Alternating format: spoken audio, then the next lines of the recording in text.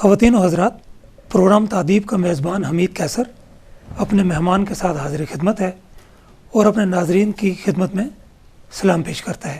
ہمارا آج کی مہمان شخصیت ہیں ڈاکٹر آتش دورانی۔ ناظرین، ڈاکٹر آتش دورانی اردو زبان کے حوالے سے کسی تعارف کے محتاج نہیں۔ ڈاکٹر آتش دورانی صاحب، ہم آپ کو آج کے تادیب پروگرام میں خوش آمدید کہتے ہیں، اور آج آپ کے حوالے سے بہت ساری ہم چاہیں گے کہ ہم اپنے ناظرین کو آپ کی ساری زندگی کی جو ریاضت ہے اس سے آگاہ کریں۔ آپ نے کون کون سے کارہائے نمایاں سر انجام دیے، آپ کی کتابوں کے حوالے سے گفتگو ہوگی۔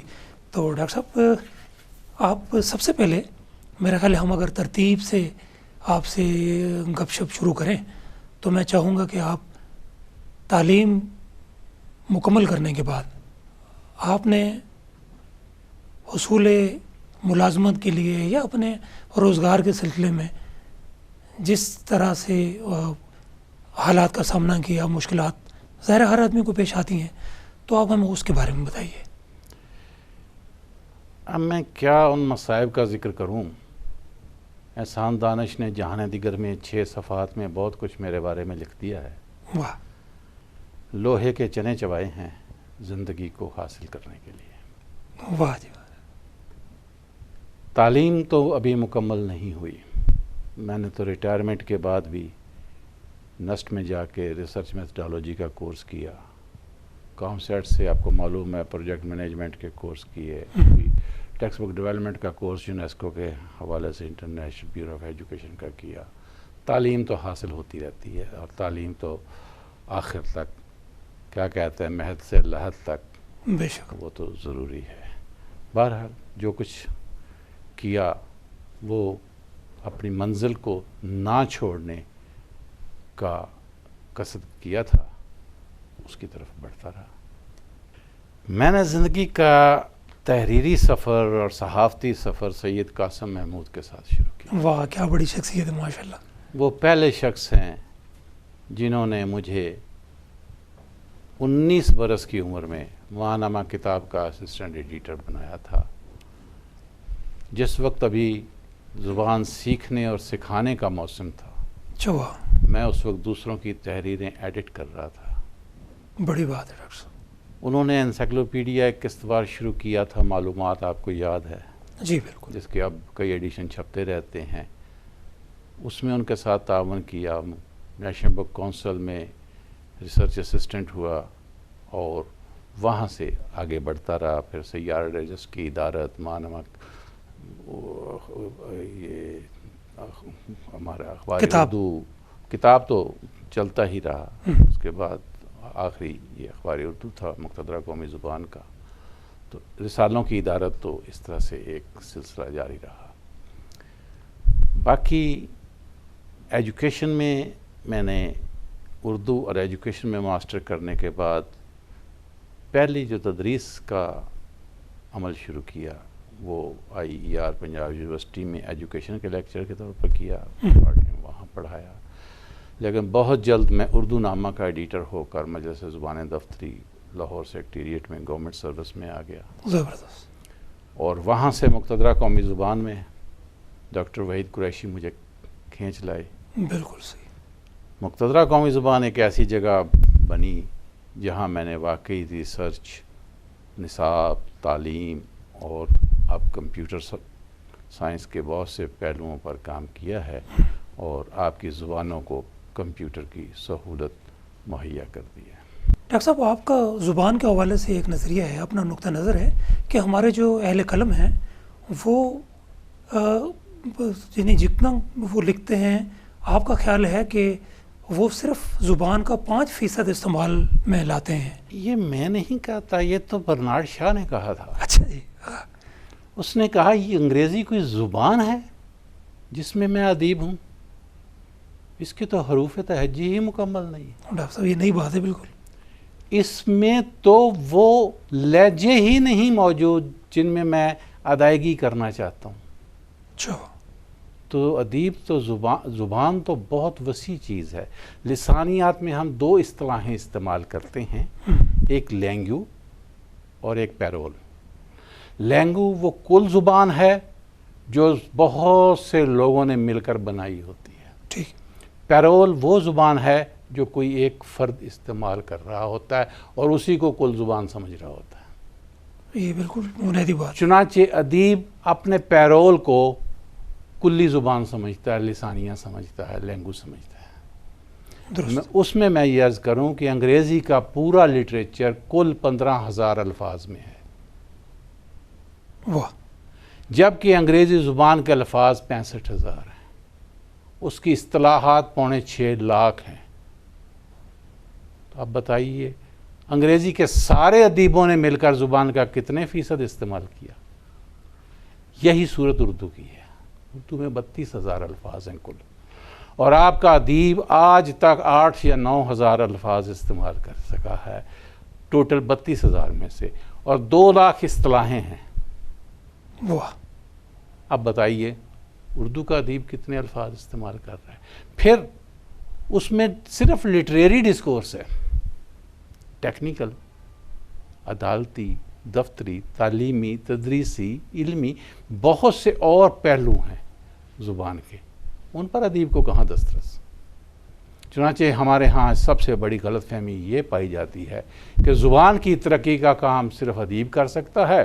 چنانچہ زبان کی ترقی کے اداروں پر ادیبوں اور شاعروں کو بٹھا دیتے ہیں جو زبان کا 5% بھی نہیں جانتے. اب تو ڈاکٹر صاحب یہ آپ بالکل کیسے صحیح کہہ رہے ترقی ہیں، کرے گی بالکل صحیح زبان؟ کہہ رہے ہیں. ابھی عدالت نے فیصلہ دیا، زبان نافذ کرو. کون کرے گا؟ کیسے کرے گا؟ ڈاکٹر صاحب دیکھیں ماشاءاللہ آپ کا یہ جتنا بھی کتابیں تحقیقی کام ہے، علمی اور تحقیقی کام اردو کے حوالے سے یا اس سے جو ملتے جلتے باقی فیلڈ ہیں، ان میں وہ یہ کتابیں جو پڑھی ہیں یہ تو چند ایک ہیں، عشر اشیر بھی نہیں ہیں. تو میں یہ سمجھتا ہوں کہ کیونکہ میں نے اما حسین جب پڑھی نا آپ کی کتاب، تو میں سمجھتا ہوں کہ ہم نے ایک ادیب کو کھو دیا. آغاز تو میرا ادب ہی سے ہوا تھا. جی. شاعری میں اچھا. احسان دانش کے پاس اصلاح لینے جایا کرتا تھا. بالکل نئی بات ہے میرے لیے. انہوں نے جہان دیگر میں یہی لکھا ہے. انہوں نے مجھے کہا تمہاری نثر بہت مضبوط ہے، تحقیق اور نثر میں کوشش کرو تو بہت کامیاب ہوگے. اور ان کی یہ پیش گوئی درست بھی ہوئی. بالکل صحیح. لیکن میں تحقیق کی طرف نکل گیا. ایک عرصے کے بعد یہ اما حسین بس یوں سمجھے مجھ پر وارد ہوئی ہے. اس کے مختلف حصے وقتاً فوقتاً لکھتا رہا. واہ. ایک شخصیت تھی، چاہے وہ میری پھپھو کی تھی، مگر اس کے گرد ایک جہان بسا تھا، اور سارا علم، سارا تجربہ، ساری وارداتیں، ساری تحقیق اس میں ادبی پیرائے میں مجھے سمونے میں کوئی شعوری کوشش نہیں کرنا پڑی. سارا تجربہ از خود اس خاکے میں ڈھل گیا. یہی میں کہا کرتا ہوں کہ ادیب علم سے اوپر کھڑا ہوتا ہے. ایچ جی ویلز کی مثال آپ نے سنی ہے. جی. ایچ جی ویلز نے جو کچھ کہا تھا آج وہ مختلف ایجادات کی صورت میں آپ کے سامنے آ رہا ہے. بالکل صحیح. اس میں ایک ٹائم مشین بھی شامل ہے. ادیب جب تک علوم حاضرہ سے واقف نہیں ہوگا اور آگے نہیں بڑھے گا اس سے، اس وقت تک وہ کوئی اچھا ادب پارا نہیں لکھ پائے گا. اس کتاب میں جو کچھ ہے مجھے لگا کہ آپ کے خون میں، آپ کی سرشت میں وہاں سے وہ غیر محسوس انداز میں وہ شامل ہوا ہے. تو میرا یہ بھی یہی خیال ہے ہاں کہ یہ فیض نظر اما حسین ہی سے مجھے ملا. بے شک. ورنہ میں تو وہ شخص ہوں جسے تلاش روزگار میں 6 روز کا فاقہ کاٹنا پڑا تھا. واہ. میں تو وہ شخص ہوں جو 104 105 بخار میں انتڑیوں کے مرض میں مبتلا لاہور کی سڑکوں پر ٹوٹے ہوئے جوتوں کے ساتھ سردیوں میں کوٹ کے بغیر سادہ سی قمیض کے اندر واہ. ٹھٹھرتا ہوا چلتا تھا. مگر اور میں وہ شخص ہوں جس نے زندگی بھر جہاں درخواست دی وہاں اسے کوئی کامیابی نہیں ہوئی. یہ کوئی فیض نظر ہی تھا. واہ ڈاکٹر صاحب بالکل صحیح بات ہے. ابھی آپ نے تھوڑی دیر پہلے ایک بہت بڑی شخصیت مجھے بھی ان کو قریب سے دیکھنے کا موقع ملا. سید قاسم محمود صاحب کا ذکر کیا, اللہ ان کے درجات بلند کرے, بہت بڑے آدمی تھے. دیکھیے, جب زندگی میں پہلی بار آپ کی ملاقات ایک ایسے شخص سے ہوتی ہے جو کام کرنے میں انتھک, کام کے مقاصد کے لیے جذباتی اور کبھی فارغ نہ بیٹھنے والا ہو, اور آپ اس کے ساتھ کام کرنا شروع کریں, تو پھر آپ زندگی بھر ان اثرات سے تو بچ نہیں سکتے. بالکل. سید قاسم محمود ایک ایسی شخصیت تھے جو میں سمجھتا ہوں بہت جینیس, نابغہ روزگار تھے, اور انہوں نے ان بڑے ثقیل موضوعات پر, جیسے انسائکلوپیڈیا ہے, جیسے اور اس قسم کے علمی امور ہیں, لوگوں کو پڑھنے کی طرف راغب کیا. بالکل. یہ ایک بہت بڑی اچیومنٹ تھی کہ اسے ایک رسالہ بنا دیا. ہر ماہ وہ معلومات انسائکلوپیڈیا کی ایک قسط شائع ہوتی تھی اور وسیع ترکارین کے پاس پہنچ جاتی تھی. اور ڈاکٹر صاحب دیکھیں, ہر موضوع پر, اور لوگ اسے پڑھتے تھے, دلچسپی لیتے تھے. ایک دفعہ ایک شخص نے خط لکھا کہ یہ آپ کا رسالہ مہنگا بہت ہے. کتنا مہنگا تھا؟ 50 پیسے کا. ارے واہ. گویا ایسا شخص بھی موجود تھا ان کے قارئین میں جس کے لیے 50 پیسے مہیا کرنا اور وہ خریدنا مشکل تھا. بالکل صحیح. تو میں کن الفاظ میں اس شخص کو کریڈٹ پیش کروں کہ میں نے اپنی زندگی میں ویسا دوسرا کوئی شخص دیکھا ہی نہیں. انہوں نے جو عام کتاب ہماری 300 صفحے کی, 250 صفحے کی, جو 500 روپے کی بکا کرتی تھی اور چھپتی تھی اس پہ قیمت, انہوں نے اس کو آ کر 150 روپے پہ لے آئے, 125 روپے پہ لے آئے. اور یہ جو بھی آپ شخصیات کی دیکھتے ہیں اکیڈمی آف لیٹرز میں, یہ بھی وہ سلسلہ جاری ہے. کتنا خوبصورت سلسلہ ہے کہ ہمارے کینوس پر موجود جتنے بھی شاعر ادیب ہیں بڑے, ان کی زندگی پر 150-200 صفحے کی ایک کتاب, جس کی قیمت مشکل سے 100 روپیہ, 125 روپیہ نہیں, بلکہ وہ کتاب کو 5 اور 10 روپے میں لے آئے تھے جب شاہکار کتابوں ہاں وہ تو پرانے دور کی بات میں انہوں نے کتاب کو رسالہ بنا کر پیش کر دیا تھا. بالکل صحیح. اور کتاب کی ریڈرشپ کو وسیع کر دیا تھا. بالکل صحیح. اور اس کی پیروی میں پھر بہت سے اور پبلشر میدان میں آ گئے. صحیح. اور اس طرح سے وہ میدان اتنا بھر گیا کہ قاسم محمود کو اپنا بہت کچھ سمیٹنا پڑ گیا. بہت سا نقصان بھی انہوں نے اٹھایا, مگر پھر وہ کراچی چلے گئے اور وہاں سے ایک دفعہ پھر انہوں نے اپنے کام شروع کیے.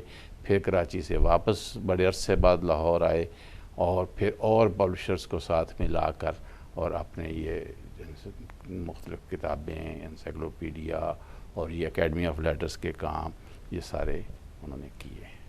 بڑی بات. میں 1971 سے ان کے ساتھ وابستہ رہا ہوں.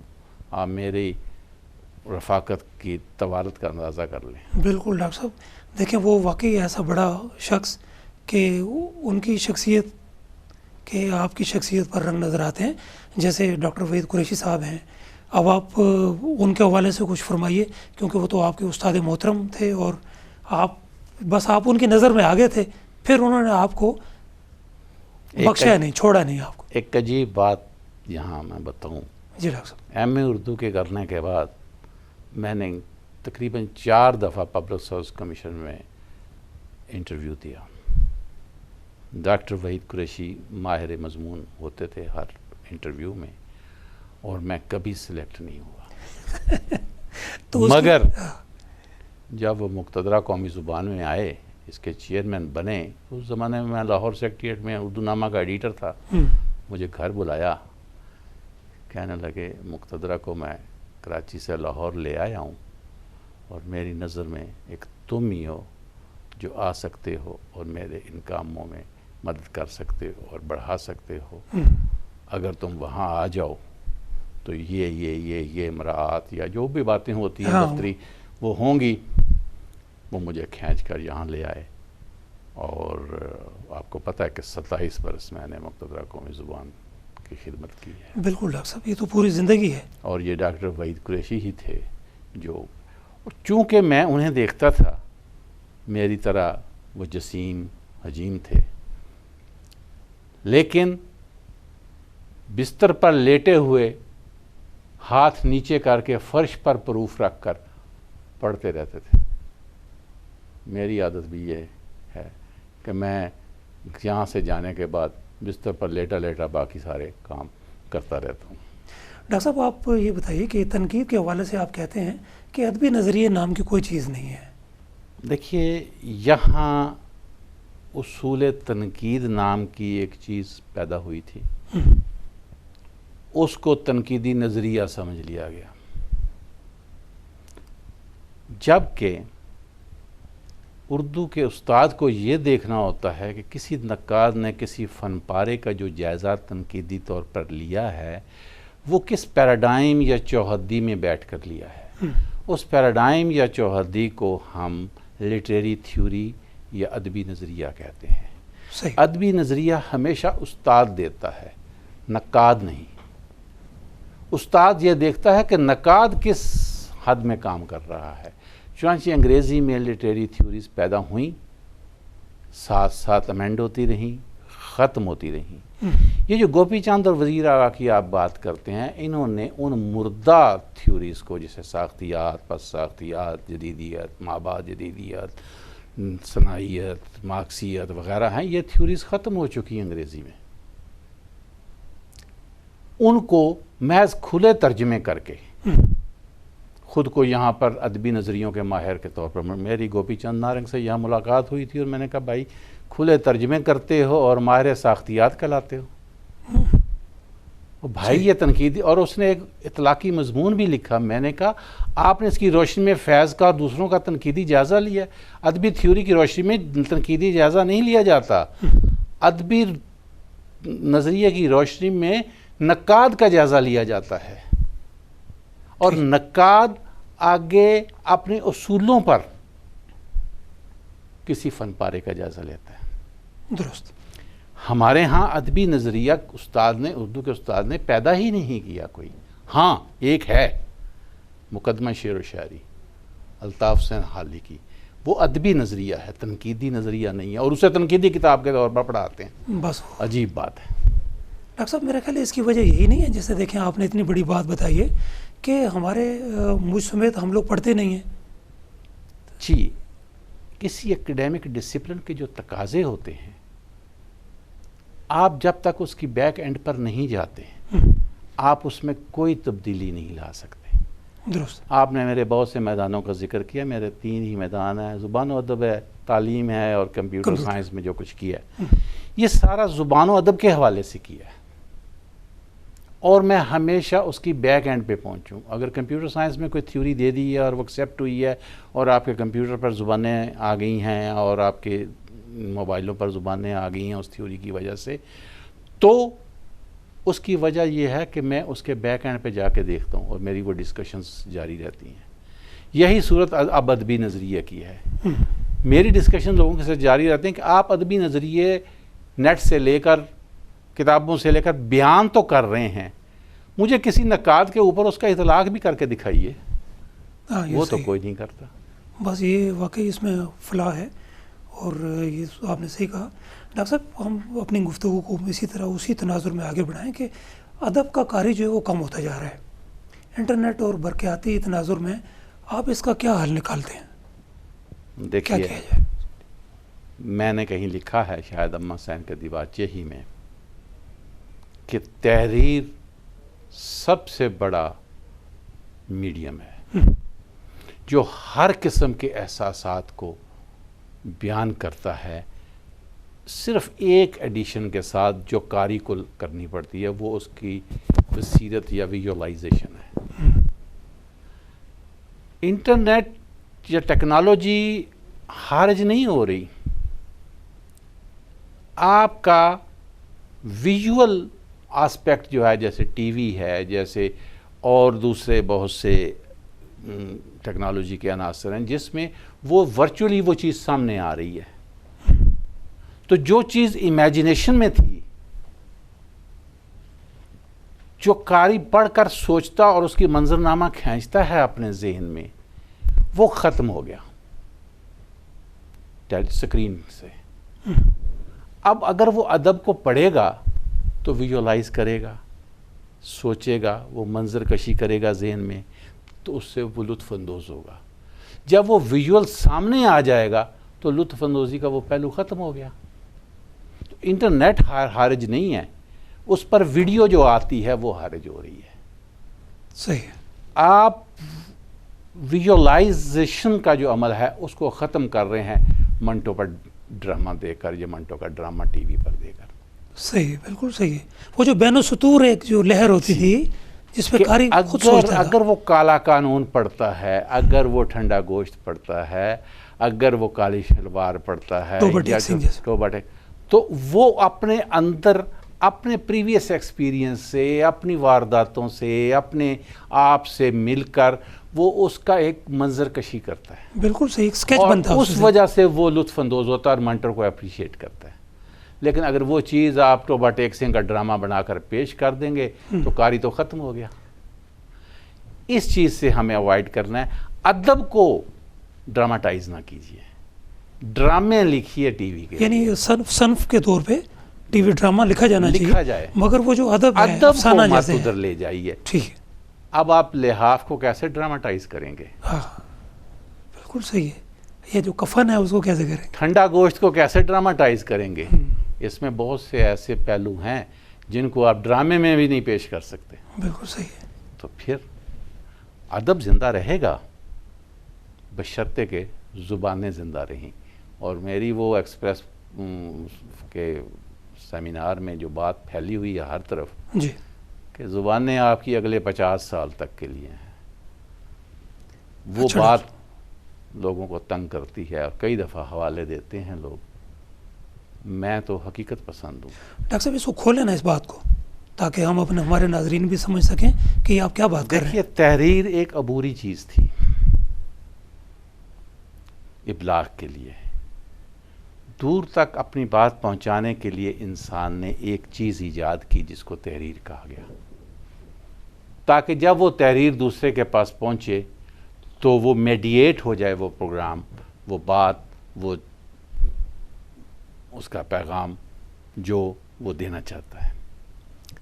اس میں کئی لگونا ہیں, کئی کمیاں ہیں, سارا کچھ ہے. اسی میں ادب وجود میں آیا, لیکن فوک تو اس سے پہلے بھی موجود تھا. آپ کا لوک گیت موجود تھا, آپ کے نغمے موجود تھے, آپ کے قصے کہانیاں موجود تھیں جو زبانی چلتی تھیں, داستان وہ موجود تھے جب تحریر نہیں تھی. اب انٹرنیٹ کا اور زمانے کا دور آ رہا ہے, یہ بھی آپ کو آڈیو ویژول کی طرف لے جا رہا ہے. تحریر اس میں سے ختم ہوتی چلی جا رہی ہے. جب تحریر ختم ہو جائے گی تو آپ کا جتنا لٹریچر لکھا ہوا ہے یہ آثار قدیمہ بن کر رہ جائے گا. اس لیے میں ان کو کہتا ہوں کہ اپنی زبانوں کو انٹرنیٹ کی زبانوں میں شامل کریں. ابھی تک تو 26 زبانیں آئی ہیں اس پر, 4000 زبانوں میں سے. اردو بھی نہیں انٹرنیٹ کی زبان. اب ہماری کوششوں سے کچھ تھوڑا سا سلسلہ شروع ہوا ہے. یونیسکو کی زبان نہیں ہے اردو. یہ واقعی. تو آپ لوگ کوشش صحیح سمت میں کرتے نہیں اور ان باتوں کی طرف جاتے نہیں جن باتوں سے یہ چیزیں وجود پذیر ہوں گی. اگر آپ نے اردو کو ٹیکنالوجی کی زبان بنا لیا, جیسا کہ ہم نے کوششیں کرتے رہے اور اس طرف آگے بڑھتے رہے, تو زبان آپ کی بچ جائے گی. اس کی وساطت سے ادب بھی بچ جائے گا, ورنہ پڑا ہوگا کہیں لائبریریوں میں. نہیں ڈاکٹر صاحب, تو یہ تو اتنے بڑے کام ہیں اور ٹیکنیکل ہیں, تو یہ تو اداروں کے کرنے کا کام ہے نا ڈاکٹر صاحب. تو آپ چونکہ ان اداروں میں رہے ہیں تو آپ ہمیں بتائیے کہ پھر ادارے کیا کر رہے ہیں اگر ابھی تک یونیسکو کی زبان نہیں بنی. آپ نے دیکھا کہ ایک بڑی مشکل سے میں نے اردو اطلاعیات کا پروجیکٹ شروع کیا. جی, اردو کا ڈیٹا بیس بنایا, ٹرانسلیشن مشین ٹرانسلیشن کا سافٹ ویئر کا بنایا, اس کی ایگزیبیشن بھی کی, دکھایا بھی. جب میں ریٹائر ہونے والا تھا تو حکومت سے درخواست کی کہ اس کام کو آگے بڑھائیں. حکومت نے 312 ملین یعنی 32 کروڑ کے قریب روپے منظور بھی کر دیے. میرے ریٹائر ہونے کے بعد لوگوں نے اس وقت کے جو بزرگ جماہیر تھے ادارے کے, انہوں نے واپس کر دیے حکومت کو, ہم سے یہ کام نہیں ہوتا.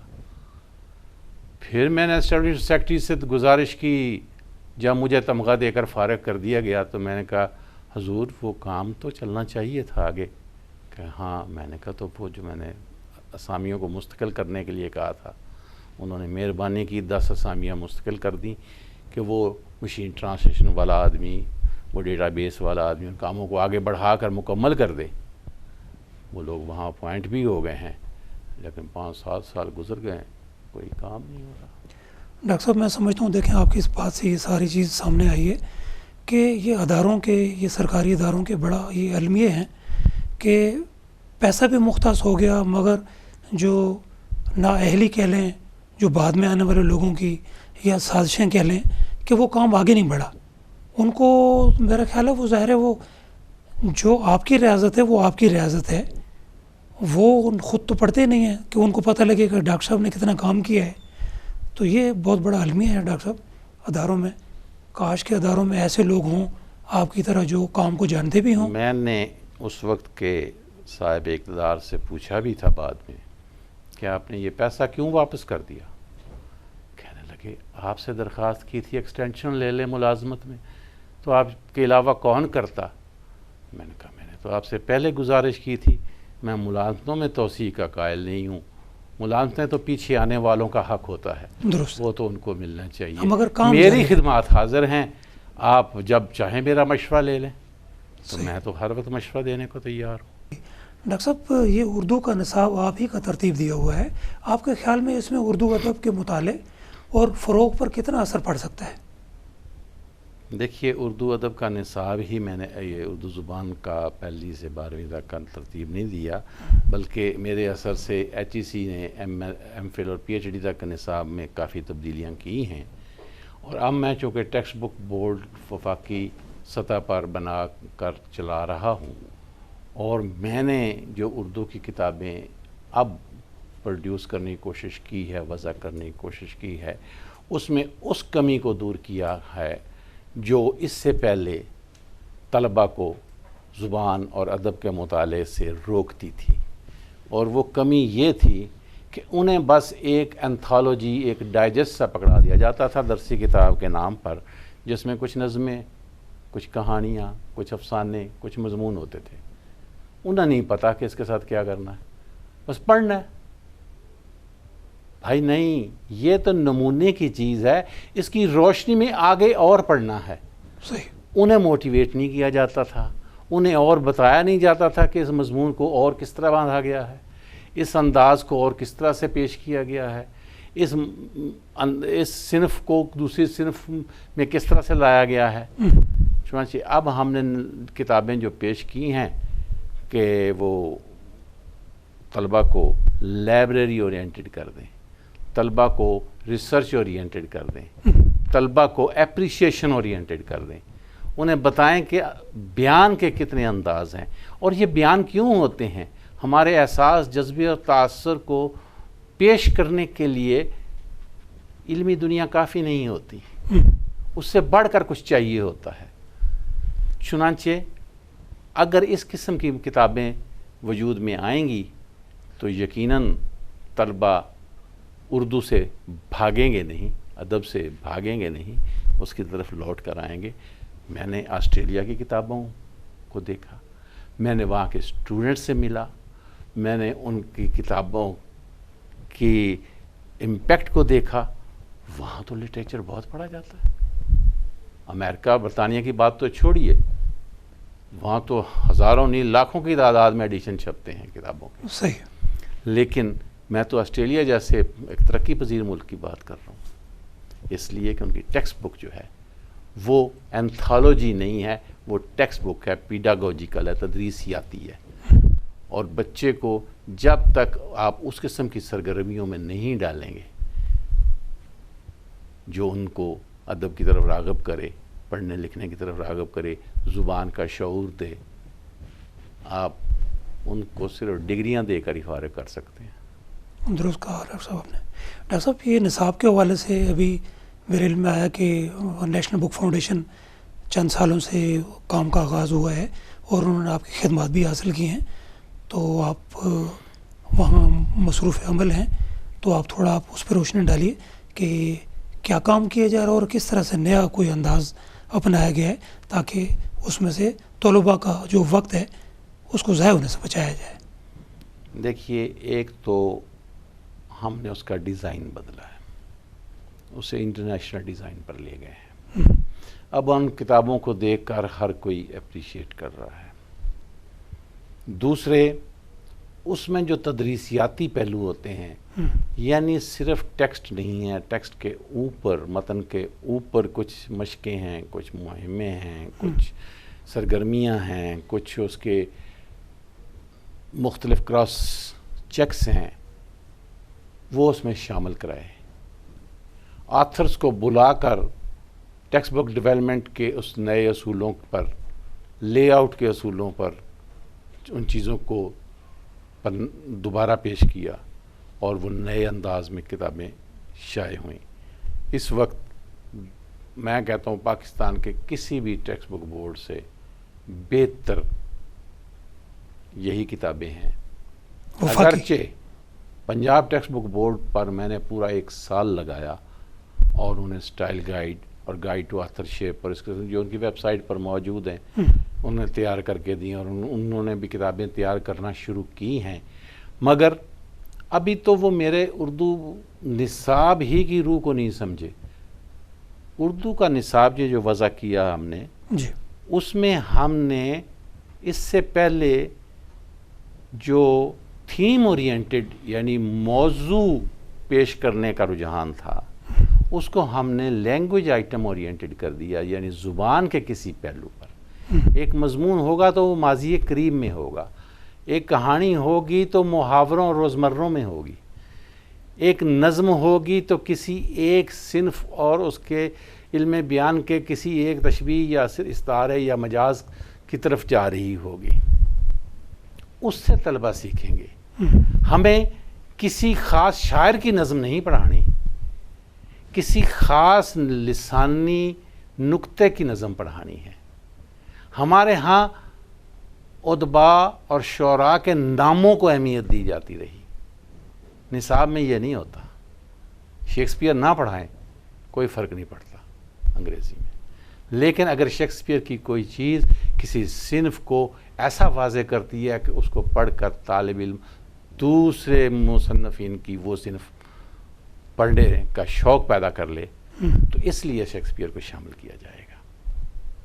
اب اقبال کی نظم ہے مکڑا اور مکھی، کسی کو معلوم نہیں کہ وہ 5ویں جماعت میں دینی ہے، 7ویں میں دینی ہے، 9ویں میں دینی ہے، اس کا سبق کیا نکل رہا ہے. 100 کام خوشامد سے نکلتے ہیں جہاں میں، جسے دیکھو دنیا میں خوشامد کا ہے بندہ، سبق تو اس کا یہ نکل رہا ہے. آپ کیوں یہ نظم شامل کرتے ہیں؟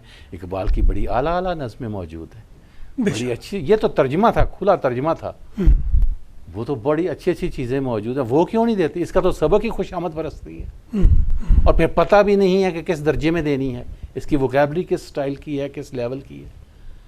تو یہ چیزیں اس سے پہلے نہیں دیکھی جاتی رہی.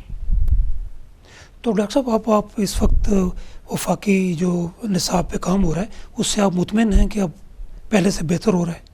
ہر ڈلا اور نیشنل کریکولم کونسل کا میں رکن بھی ہوں، جس کے بارے میں کہا گیا ہے کہ جی ملک میں ایک نصاب ہونا چاہیے.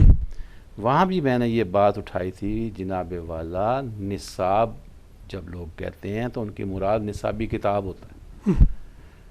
عوام یہ سمجھتے ہیں کہ نصابی کتاب ہی نصاب ہے، حالانکہ وہ تو مختلف عنوانات اور مختلف قسم کی سرگرمیوں کی ایک فہرست ہوتی ہے. نصابی کتاب تو اس کے مطابق لکھی جاتی ہے اور لوکل کلچر کے مطابق لکھی جاتی ہے. تو نصابی کتابیں تو بہت ہوں گی لوکل کلچر کے مطابق، لیکن جو مسئلہ درپیش ہے وہ یہ ہے کہ باقی سٹیک ہولڈرز جو ہیں، جیسے برٹش سسٹم آف ایجوکیشن یہاں کئی اسکولوں میں ہے، امریکن ہے، ٹرکش ہے، یہ عربی اسکول ہیں، اسلامی اسکول ہیں، ان کی اپنے اپنے نصابات اور اپنی اپنی چیزیں ہیں. ٹھیک ہے. عوام کی خواہش یہ ہے کہ یہ سب ایک سطح پر، ایک معیار پر آ جائیں. چنانچہ اب اس نیشنل کریکولم کونسل میں سٹینڈرڈز بنائے گئے ہیں کہ ایک بینچ مارک 3ری، 5ویں، 8ویں، 10ویں، 12ویں سطح پر درجے پر جس معیار کا طالب علم چاہیے وہ ہر سسٹم میں سے پیدا ہو ایک ہی معیار میں. ٹھیک ہے. اس کی طرف کوشش جاری ہے. جب تک وہ نہیں ہوتا، اور دوسرا آپ کا سب سے کمزور ادارہ جو ہے وہ سیکنڈری بورڈ ہے تعلیم میں. ٹھیک ہے. امتحان اسٹوڈنٹ لرننگ آؤٹ کم یعنی حاصلات تعلیم کا ہونا چاہیے. وہ لکھے ہوئے ہیں ہر نصاب کے شروع میں. وہ امتحان لیتے ہیں نصابی کتاب سے. ٹھیک ہے. وہ تمام سوالات انہیں ٹریننگ بھی دی ہے، انہیں ہم نے بتایا بھی ہے کہ نصابی کتاب سے سوال نہیں بنانا، لرننگ آؤٹ کم سے بنانا ہے تاکہ سٹینڈرڈ سارے بورڈوں کا ایک جیسا رہے. بالکل. مگر وہ سب سے کمزور ہیں اور وہ پیچھے ہیں. باقی ہماری باتیں بہت آگے جا رہی ہیں. درست آپ نے بولا. بالکل صحیح. ڈاکٹر صاحب آپ کہتے ہیں کہ اردو میں تحقیق نہیں تعلیف انجام دی جا رہی ہے. آپ کے خیال میں اس کی وجوہات کیا ہیں اور اسے کس طرح سے بہتر راستے پر گامزن کیا جا سکتا ہے؟ دیکھیں جی، اردو کی تعلیم آپ کو معلوم ہے کہ اورینٹل اسٹڈیز سے شروع ہوئی. جی. اورینٹل کالج ایک بنیاد بنا لاہور میں. جی. کمپنی بہادر کے بعد انگریز کی براہ راست حکومت آئی. جی. ان لوگوں نے وہ جو اورینٹلسٹ تھے، مستشرقین تھے، جو انگریز تھے، انہوں نے یہاں کی زبانوں کا مطالعہ کرنا شروع کیا. اس مطالعے کی روشنی میں وہ چیزوں کو مرتب کرتے کراتے رہتے تھے. درست. ٹیمپل کا نام آپ نے سنا ہوگا، انڈین اینٹیکویری، اس کا بہت بڑا اچھا جرنل تھا. ٹیمپل چوک بھی آپ کے، ٹیمپل روڈ بھی لاہور میں اس کے نام پر ہے.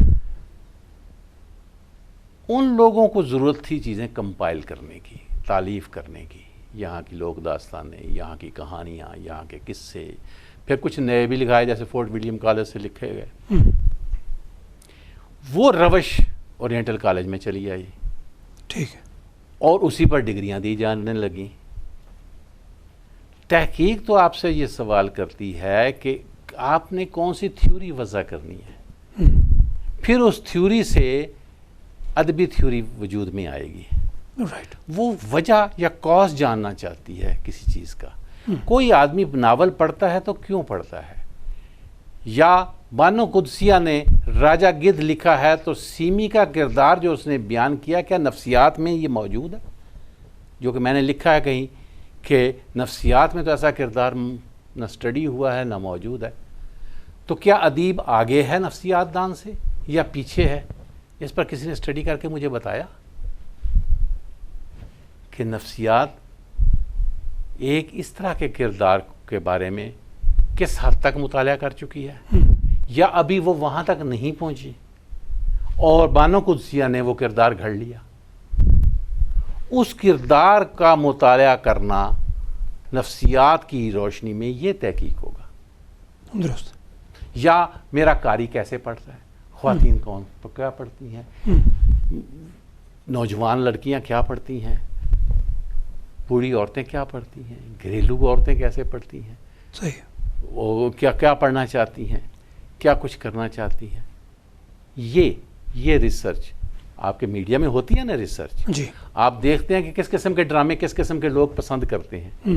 آپ سروے کرواتے ہیں. آپ دیکھتے ہیں کہ گوسپ والی کہانیاں اور گوسپ والے ڈرامے جو ہے نا وہ پسندیدہ ہیں کیونکہ عام طور پر گھریلو عورتیں بیٹھی ہوتی ہیں چھوٹی چھوٹی سال سے. اور پھر آپ نے ایک سوپ کا سلسلہ چلا رکھا ہے جس کا کوئی کلائمیکس ہی نہیں، جو کبھی ختم ہی نہیں ہوتا ڈرامہ. صحیح. وہ 600 قسطوں میں چل رہا ہے جس میں کوئی نسل در نسل چیزیں جا رہی ہیں اور ہو رہی ہیں. صحیح. لیکن آپ اس کے پیچھے ایک سروے کر کے بیٹھے ہوتے ہیں پسند ناپسند کا اور بہت سی چیزوں کا. تو لٹریچر والے کیوں نہیں کرتے؟ میں آپ کو ابھی خاکہ نگاری کی بات بتا دوں. ادب میں خاکہ نگاری نام کی کوئی صنف ہے ہی نہیں. اردو ادب میں؟ ادب میں، پورے ادب میں. اچھا جی. انگریزی میں سرے سے نہیں ہے. آپ پین، پورٹریٹ اور اسکیچ کے الفاظ ان کے لیے استعمال کر رہے ہیں. ذرا جا کر دیکھیے انگلش لٹریچر میں، وہاں ایک لفظ آتا ہے پورٹریچر. رائٹ. پورٹریچر. آپ واقف بھی نہیں ہیں اس لفظ سے. بالکل نیا ہے. بالکل. پین اسکیچ نام کی کوئی صنف اور اس صنف پر کتابیں وہاں موجود ہی نہیں انگریزی میں. خاکوں کے مجموعے جو آپ کے ہاں کوئی 2000 سے زیادہ ہو چکے ہیں. وہ وہاں موجود ہی نہیں. وہ تو دیکھتے ہیں کسی ناول کسی داستان کے اندر کسی نے کسی کا شخصیت کا شخصیہ کیسے کھینچا ہے. تو شخصیہ نگاری موجود ہے وہاں جو بایوگرافی کی ایک ذیلی صنف ہے. ٹھیک ہے. اس میں آپ کے ہاں سب سے پہلا ایسا شخصیہ مرزا فرحت اللہ بیگ نے لکھا نذیر احمد فرحت. جب میں نے شخصیہ کا لفظ اما حسین کے لیے استعمال کیا تو لوگوں نے اعتراض کیا کہ بھئی یہ نیا لفظ نہیں یہ تو وہ تو طویل خاکہ ہے. میں کہا خاکہ کیا ہوا اور طویل خاکہ کیا ہوا. بالکل. خاکہ تو کہتے ہیں کسی کا پھلکا اڑانے کو, مزاح میں کوئی بات کر دینے کو کسی کے بارے میں, یا دوسرے لفظوں میں ایک ہلکی سی گالی دے دینے کو. تو یہ غلط عام چیزیں ہیں نا. یہ غلط. تو کون تحقیق کر رہا ہے کہ خاکہ نگاری موجود بھی ہے؟ مجھے بھی خاکہ نگار سمجھا جا رہا ہے. بھائی میں شخصیہ نگار ہوں, میں پورٹریچر لکھا ہے میں نے اما حسین کا. واہ, یعنی اس اصل لفظ کو لے کے آپ نے اس کو بیس بنایا. شخصیہ کا لفظ ہی استعمال کیا ہے. بالکل صحیح. اس پر بڑی بحث ہوئی, لوگوں نے بہت کچھ لکھا ہے, پی ایچ ڈی کے تھیسس بھی ہوئے ہیں اس پر, سارا کچھ ہوا ہے. مگر اصل بات وہی ہے کہ آپ نے کیا جان لیا ہے کہ یہ صنف جو ہے اس کی حدود کیا ہے. اس صنف کو جاننا. اور دوسری صنفیں ہیں جیسے داستان ہے, جیسے ثقافت بیتی ہے. ثقافت بیتی سے مراد کہ کلچر کے بارے میں, مثلا لاہور کے کلچر کے بارے میں کسی نے لکھا ہے, امرتسر کے کلچر کے بارے میں کسی نے لکھا ہے, یا کسی نے پرانی دلی کی یادوں کو بیان کیا ہے. تو یہ کیا ایک جینر یا ایک صنف بن سکتا ہے؟ اس طرف توجہ کرنا اور اس طرف تحقیق کرنا یہ کام ہے انسٹیٹیوشنز کا اور یونیورسٹیز کا. تو وہ آپ محض آتش دورانی احوال و آثار مرتب کر دینا نہیں ہے. مجھ پر 8-10 تھیسس لکھے گئے ہیں, لیکن میں سمجھتا ہوں وہ سارے بیکار ہیں. صحیح. میرے حوالے زندگی اور میری کتابوں کا ذکر کر کے اور ان کے بارے میں چیزیں بیان کر کے ایک کمپائل کر دینا کتاب, وہ تھیسس نہیں ہے. ہاں, ایک سرودہ یونیورسٹی سے ایک شخص نے, طالب علم نے تھیسس لکھا ہے, اس نے تقابلی جائزہ لیا ہے. خاکہ نگار, تو خاکہ نگاروں کے ساتھ میرا تقابلی جائزہ, ہم اثر جو لوگ ہیں ان سے, پرانے قدیم لوگوں سے بھی اور ہم اثروں سے بھی. اگر لسانیات ہے تو لسانیات دانوں کے ساتھ تقابلی جائزہ. یہ بات صحیح کہتا ہے, یہ غلط کہتا ہے, یہ یہاں اس کی یہ ہے, یہ اس کی ہے. اس کا ایک کرائٹیریا بنے گا, ایک اس کی بنیاد بنے گی, ایک اس کا نصاب بنے گا, اس نصاب پر پرکھا جائے گا. یہ کام تو آپ کے اداروں میں نہیں ہو رہا. ڈاکٹر صاحب مجھے ایک دم یاد آ گیا کہ آپ نے شروع میں کہا کہ آپ نے شاعری بھی کی, تو یہ بالکل میرے لیے نیا پہلو. آپ کے ساتھ کام بھی کیا, آپ سے سیکھا, مگر وہ یہ پہلو بالکل سامنے نہیں آیا. آپ نے ابھی آج ابتدا میں بتایا, تو تھوڑا سا کوئی اگر کوئی چیز یاد ہے تو آپ مجھے سنائیں نا. میں شیئر کریں کوئی ایک آدھ شعر. سر آپ کو ایک شعر پیش کر دیتا ہوں. ارشاد. لو اس نے بھی جبیں انہی قدموں پہ ڈال دی, لو اب آتش بھی صف میں زمانے کی آ گیا. پھر سنائیں ڈاکٹر صاحب. لو اس نے بھی جبیں انہی قدموں پہ ڈال دی, لو اب آتش بھی صف میں زمانے کی آ گیا. واہ واہ واہ. اچھا ڈاکٹر صاحب, اس قسم کی شاعری شروع کی تھی. صحیح. اور مگر دیکھا کہ شاعر تو بہت ہیں, تحقیق اور نثر کی دنیا میں تو لوگ نہیں ہیں. آپ کا ایک شوق ہے, آپ نے دیکھا خوبصورت سٹون پہنا وہ بھی ہے. اس پر تھوڑا آپ بتائیے کہ میں جب آپ کے گھر گیا تھا تو آپ نے مجھے بھی سٹون دیا تھا, اور آپ کے پاس تو اتنے قیمتی سٹون تھے. یہ شوق, اس کے بارے میں کچھ بتائیے کہ یہ کیا صورتحال ہے. دیکھیے, رنگ, صوت,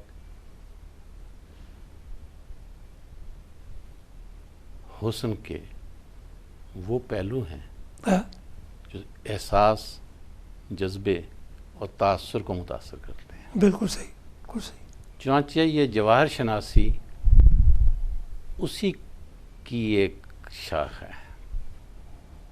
قدرت رنگ کیسے پیدا کر رہی ہے؟ 1 ارب کے قریب رنگ موجود ہیں, جن میں سے ہم صرف 5 رنگوں کو جانتے ہیں. اچھا.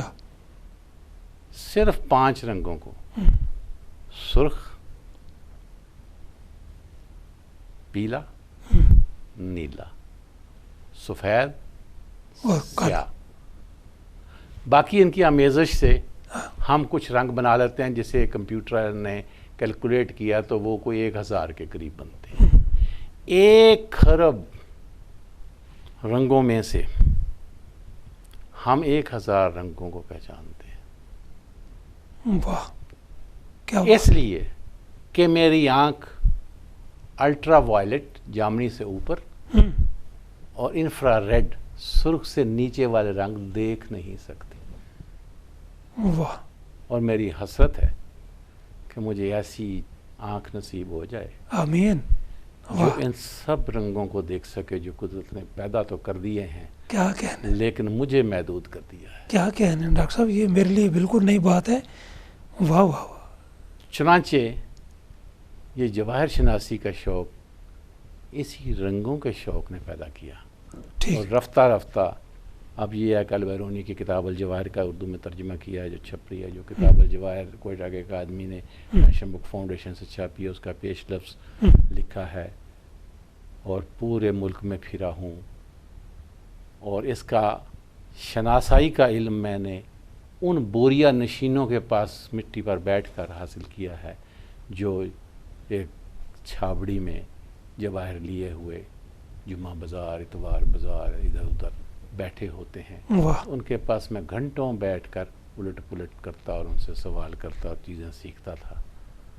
क्या मौसीकी से भी आपका कोई शगफ रहा है? मैंने अभी बात की थी कि जी। रंग और सौत जमाल के ऐसे पहलू हैं जी।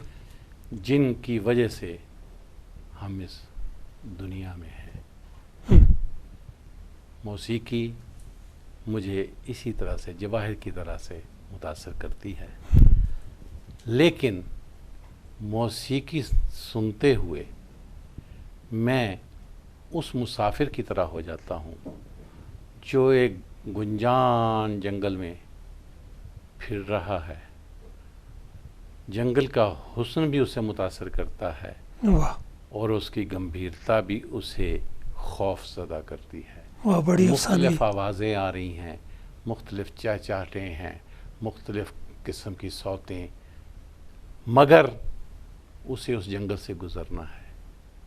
यही मेरे साथ मौसीकी की वजह होता है। इसलिए मैंने कहा कि मैं टीनेजर्स की तरह मौसीकी एंजॉय नहीं कर पसंद नहीं कर सकता, सर नहीं धुन सकता। हाँ। मौसीकी मुझे हॉन्ट करती है, खींचती है, डराती है, एक और दुनिया में ले जाती है। वो दुनिया शायद अफलातून की यूटोपिया हो, हाँ। शायद अभी वो आने वाली हो। अहले मज़हब ने कहा है कि वो आएगी, वो पता नहीं किसी और तरह से कहते होंगे, उसका नाम जन्नत रखा है, उसका नाम कुछ और रखा है। क्या कहने। मैं तो उस दुनिया की बात कर रहा हूँ जो रंगो सौत से पैदा होती है। क्या कहने। और उन्होंने 1 खरब रंगों और मौसीकी के करोड़ों सुरों की उस दुनिया में मैं जाना चाहता हूँ। एक बात ज़िम्नन अर्ज़ करूँ, एक बार मेरे एक साथी ने मुझसे कहा, तुम इतने पढ़े लिखे हो, क्या तुम भी दुनिया के दोबारा पैदा होने और बनने और क़यामत और इन चीज़ों पर यकीन रखते हो? मैंने कहा नहीं, मैं यकीन ईमान नहीं रखता, ये तो एक साइंसी हकीकत है। कैसे? ऐसे कि मुझे यकीन है जब कि मैं हूँ तो इसका मतलब मैं हूँ और रहूँगा। मुझे यकीन है कि रंग है तो रंग रहेंगे, आवाज़ है तो आवाज़ रहेगी। तो इसका मतलब ये कहेंगे फिर ये कैसे? मैंने कहा ये स्टीफन हॉकिंग को पढ़ कर देख लो, ब्रीफ हिस्ट्री ऑफ टाइम में क्या कहता है। ज़िंदगी दोबारा पैदा नहीं हो गई, हम मौत से वापस आएंगे और ये दुनिया वापस उसी तरह बनेगी। और जब कभी मुझ पर मुश्किलात का दौर आया तो मैंने खुदा से कभी ये मुश्किलात का गिला नहीं किया। मैंने ये कहा उसे, मुझ पर तो ये मुसीबतें आई हैं, पता नहीं गुजरेंगी या नहीं गुजरेंगी, पर दुनिया तूने बहुत खूबसूरत बनाई है। वाह, सुभान अल्लाह। मैं अभी इस दुनिया में रहना और इसे और देखना चाहता क्या हूँ। कहने। ज़रा इन मुश्किलों को टाल दे, क्या कहने। मैं और देख लूँ। सुभान अल्लाह। यही दुआ रही है ज़िंदगी भर में। ब्यूटीफुल डॉक्टर साहब, ब्यूटीफुल। تو ہم نے موسیقی سے بات شروع کی تو پھر وہ میں چھوڑوں گا تو نہیں نا. آپ کم از کم یہ کہ اگر آپ گنگنائیں نہیں، کم از کم آپ اپنی پسند کا کوئی گیت، کوئی نظم، کوئی ایسا کوئی غنائیہ. نہیں، میں نے چونکہ کچھ ایسی تو مشق بتائیں. نہیں کی، میری آواز ایسی نہیں ہے، مگر آپ کو معلوم ہے کہ میں مہدی حسن وغیرہ یہ سارے چونکہ یہ میرے پھوپھا کے مریدوں میں سے تھے، اور اچھا. ہمارے گاؤں میں یہ لوگ آتے رہتے تھے، فتح علی خان اور یہ سارے، ان سب کو وہاں میں نے اپنے گاؤں ہی میں سنا ہے اور بچپن ہی سے سنتا چلا آ رہا ہوں. میں نے تمہیں بتایا ہے کہ اس میں راگ مجھے، میں صرف بتا سکتا ہوں تمہیں کہ راگ مجھے بہت متاثر کرتے رہے، اور شعوری طور پر میں کوشش کرتا ہوں کہ میں راگوں کو نہ سنوں. میں خوف زدہ جو ہو جاتا ہوں، اس خوف سے بچنے کے لیے، اور یہ جو موسیقی آج کل میرا بیٹا یا دوسرے لوگ گاڑی میں لگا لیتے ہیں، میں فوراً ان کا سوئچ آف کر دیتا ہوں. بھائی یہ موسیقی نہیں ہے، اس کا کوئی اثر نہیں ہے، اور جب تک اثر میرے اندر کوئی احساس نہ پیدا کرے اس وقت تک کوئی چیز نہیں ہے. آپ سے تو ماشاءاللہ آپ پورے ایک ادارہ ہیں، جیسے کہتے ہیں کہ شخصیات ادارہ ہوتی ہیں، آپ بے شک ایک ادارہ ہیں، اور اتنا کام ہے آپ کا کہ آپ سے تو سارا دن ساری رات گفتگو ہوتی رہے تو ختم ہونے والی نہیں ہے. آپ سے جن موضوعات پر گفتگو ہوئی بہت لطف آیا، اور مجھے امید ہے کہ ہمارے ناظرین نے بھی، ہمارے دوستوں نے، اہل علم و ادب نے استفادہ کیا ہوگا. اور ڈاکٹر صاحب بہت شکریہ آپ کا، تھینک یو ویری مچ. آپ کا بھی بہت شکریہ. تشریف لائے، ہمیں وقت دیا.